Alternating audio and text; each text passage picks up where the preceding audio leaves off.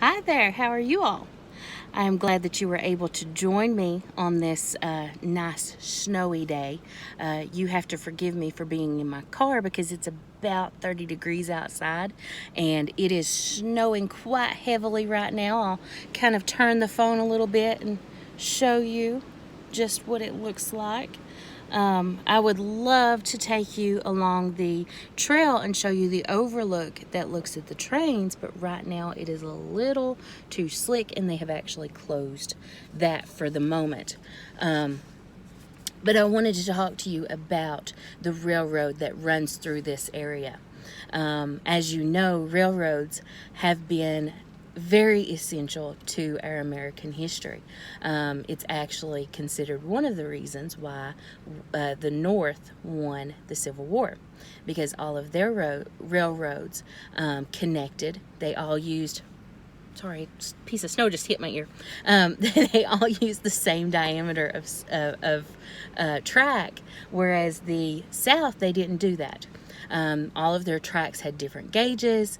All of their railroads didn't connect to one another. They went from major city to major city, and then you would have to take the goods off of the train and start moving it through another mode of transportation, such as horse and buggy. Not so efficient, not so easy to do. But when you look at a map starting in about the 1890s, you start seeing that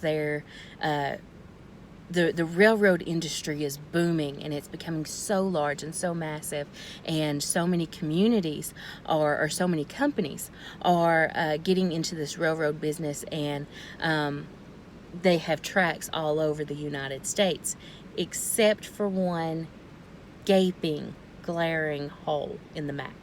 And that hole is right in the center of the Appalachian Mountains, right in the center of the breaks.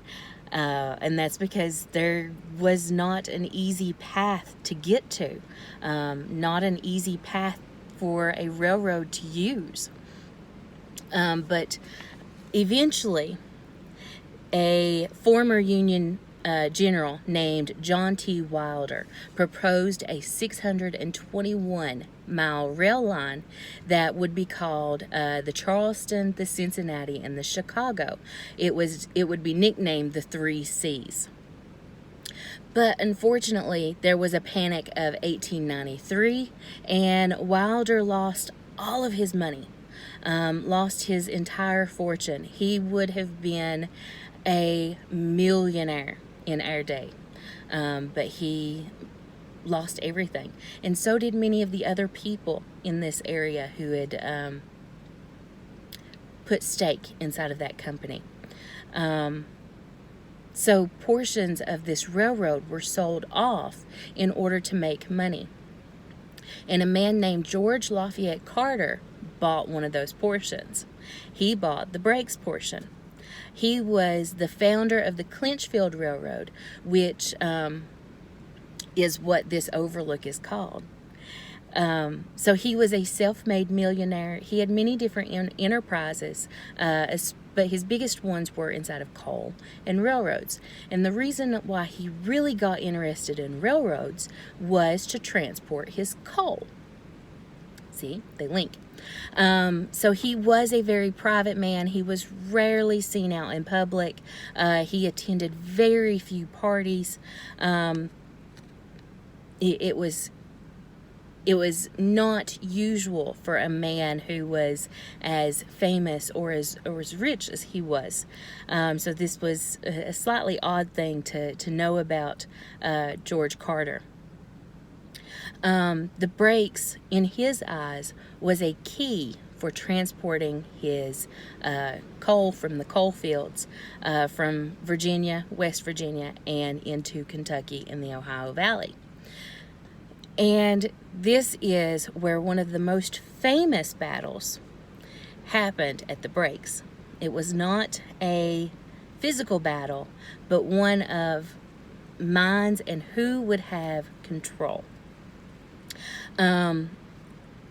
So the Battle of the Brakes is when two men a man by the name of George Stevens, who is the president of the C&O Railroad, was speaking to a man named J.M. Barr. J.M. Barr, or Stevens, told Barr that he was going to block the Clinchfield from going into the breaks. Now, what he did not realize is that Barr had actually been in negotiations to buy a portion of the Clinchfield that would connect with the breaks. So this was very much inside of, not inside of Barr's interests, in order to let this piece, in order to let the Clinchfield be blocked from going into the breaks. So Barr runs back and he tells Carter what he has heard. And a series of suits and countersuits and suits and more countersuits ends up happening. They were locked inside of this legal battle. So there was no actual physical fighting, but it was a complete legal battle between these two companies, the C&O Railroad and the Clinchfield. So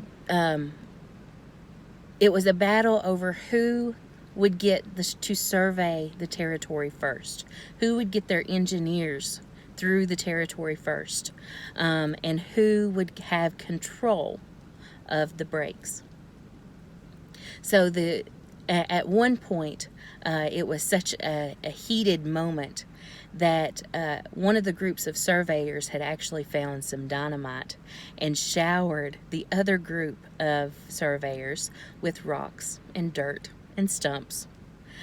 Fortunately, no one was seriously hurt, but it just goes to show you how passionate these groups of men were about being the first to get the railroad through the Breaks Interstate Park.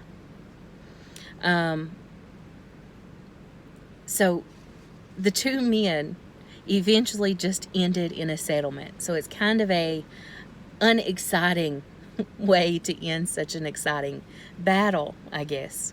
But it left Carter in control of the breaks. So the Clinchfield engineers now had to build a connection between Elkhorn City across some of the most challenging, narrow terrain. The builders were mainly from different countries. They were mainly immigrants from Russia, Germany, and Italy. So because none of them spoke English, and even fewer of them spoke either one of the other's language, there was constant battles and constant arguing. The Clinchfield had actually eventually hired a translator in order to go between the groups to hope to speed up production. But there was too many fights and disagreements and arguments and not enough translators.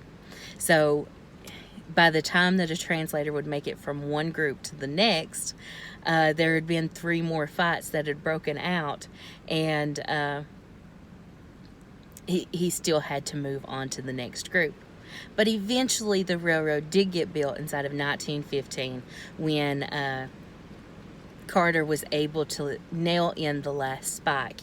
He was seen at that celebration party for a little while.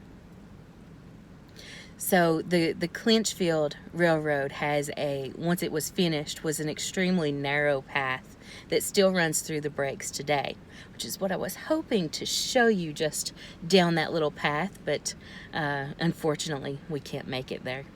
It does connect the coal fields with over 250 million tons of coal to the Ohio Valley, to the Midwest, and to the Atlantic.